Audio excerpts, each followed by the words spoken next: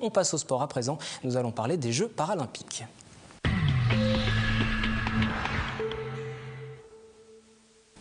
Les Jeux paralympiques ont débuté le 29 août. Ils s'achèveront le 2 septembre. La délégation française se porte bien. Et même une semaine de plus, ce sera le 9 septembre. Je vois Régis Sarel qui est convié sur ce plateau, qui va nous parler dans un instant. Effectivement, c'est le 9 septembre. J'ai oublié une semaine sur une manifestation qui est déjà pas très médiatisée. C'est pas forcément très bien.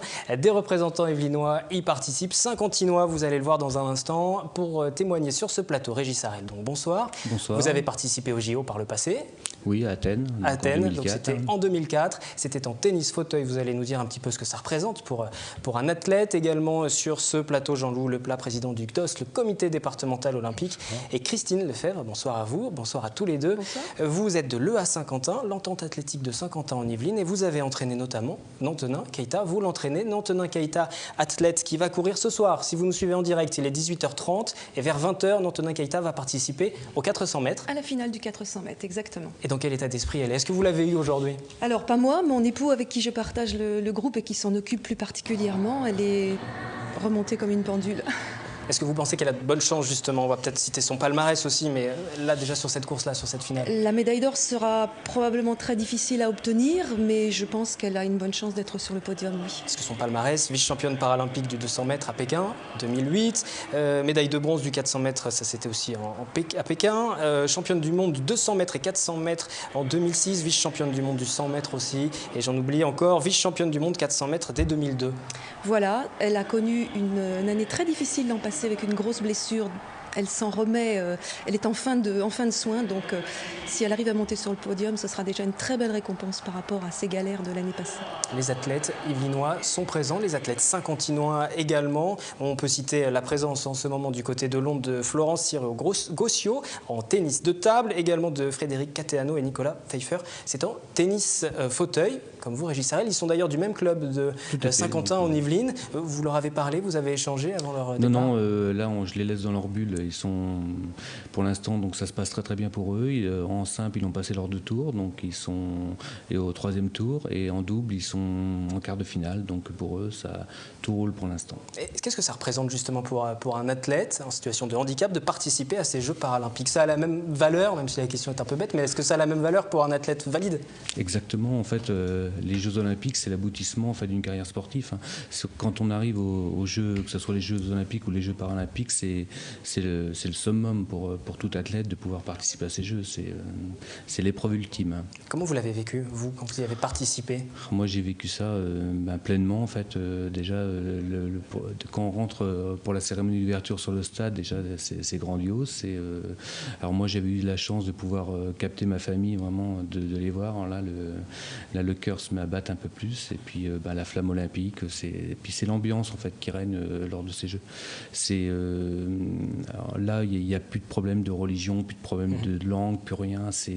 On vient tous pour un même but, un but sportif, et puis c'est exceptionnel. Ouais. Est-ce qu'il y a un sentiment aussi différent par rapport aux athlètes valides, de se dire aussi que c'est un sentiment de revanche, peut-être un petit peu, de se dire on peut se dépasser, on peut atteindre ce niveau d'excellence aussi Là, je ne pense pas qu'il y ait un sentiment de revanche. En fait, c'est vraiment un sentiment d'aboutissement pour le sport qu'on pratique. Hein. C'était beaucoup de préparation. Vous étiez beaucoup préparé pour partir en 2004. Déjà, il faut se préparer, c'est 4 ans à l'avance. Hein. Donc là, actuellement, ceux qui iront à Rio, ils commencent à se préparer maintenant. Et on voit des images, on vous avait suivi à l'époque, avant même 2004. On vous voit travailler justement un petit peu. Et là, c'était au moment du départ. C'était le moment du départ. Vous aviez une jolie chevelure rouge avant le départ. Oui, j'avais encore un peu plus de cheveux à l'époque. Comment se porte justement le sport, le handisport dans le département des Yvelines? Mais je pense qu'il se porte bien parce qu'il y a quand même pas mal d'athlètes représentatifs. Nantenin qui était cité, mais il y en a d'autres. On les suit de près, on s'efforce de les associer à toutes nos manifestations.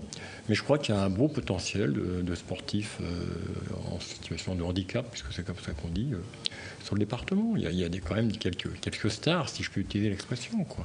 Est-ce que ça se développe? Est-ce que ça progresse aussi? Parce que là, il y a forcément un focus qui est fait pendant les Jeux, mais au-delà des Jeux. Oui, je crois, parce que qu'il s'agisse de sport handicap ou de sport adapté, comme on dit, je pense que ces comités se structurent, ils se réunissent, ils travaillent ensemble. Ils travaillent ensemble aussi avec les grandes fédérations. Je pourrais citer bien sûr la fédération d'athlétisme, la fédération de tennis, la fédération d'aviron. Ils constituent un pool commun, ne serait-ce que pour s'entraîner, se préparer, s'organiser. Je trouve que ça, c'est une bonne chose. Puis il y a quand même des grandes fédérations. Il y a des moyens financiers. Les moyens, il n'y en aura jamais assez, vous le savez bien. Mais oui, il y a quand même des moyens, oui. Est-ce que c'est difficile, justement? Mais beaucoup moins que dans le sport olympique oui. traditionnel. Justement, comment ça se passe pour se préparer, pour travailler au quotidien, justement, avec des athlètes, comme avec Nantonin Keita, par exemple? Je pense que c'est très particulier en fonction du handicap de l'athlète. Nantonin est déficiente visuelle, donc elle a ses 2 bras, ses 2 jambes et le reste du corps qui fonctionne comme invalide. Donc elle s'entraîne, on va dire, un peu comme invalide. Après, il y a des adaptations liées à son handicap à avoir. Mais je crois que ce genre de sportif-là a une faculté d'adaptation qui est au-delà de ce qu'un valide peut imaginer. Nous, Nantonin, elle est capable de faire du relais. Donc elle est capable de percevoir l'arrivée d'un partenaire sans pouvoir visualiser une marque. Donc il y a tout un système de code de communication qui se met en place avec les partenaires. Elle est très bagarreuse parce que je pense que, enfin M. Harel nous le confirmera, mais je pense que les athlètes handicapés ont de toute façon envie de se comporter de la même façon que les valides et qu'on voit chez eux le sportif et non pas le handicapé. Je pense que c'est ça. Ce sont des sportifs de haut niveau. Nantonin, comme les autres, s'entraînent énormément, font les efforts qu'il faut sur le plan diététique, de l'hygiène de vie, du sommeil, etc. Et c'est tout à fait normal de les voir avec le même enthousiasme que les valides se rendre aux Jeux paralympiques. Et c'est tout à fait dommageable de ne pas pouvoir en avoir une couverture médiatique on va en parler, à la hauteur de ce qu'on a vu avant. Est-ce que c'est une frustration justement pour les sportifs de voir que ce n'est pas forcément couvert, même si cette année, il y a TV8 Mont-Blanc, une chaîne régionale qui va diffuser les 77 heures de programme, mais ce n'est qu'un début, c'est assez peu finalement. Oui, mais heureusement qu'ils sont là, parce que j'entendais lundi sur France Inter le président de France 2, France 3 qui parlait, qui disait qu'il avait fait un effort. Parce qu'au début, il n'y avait pas de couverture spécifique qui était prévue et finalement il y a eu un rendez-vous quotidien qui a été mis en place. Rien que le mot, ça ne devrait pas être un effort. Ça ne devrait pas être un effort, ça devrait être... c'est des sportifs, c'est tout, avant tout. Bon, ils ne pratiquent pas le sport, ils pratiquent différemment, mais c'est des sportifs. Est-ce que le public aussi est demandeur malgré tout ? Le public est demandeur. Il suffit seulement de voir en fait toutes les, a priori, si vous regardez sur les images que vous voyez, les tribunes sont pleines.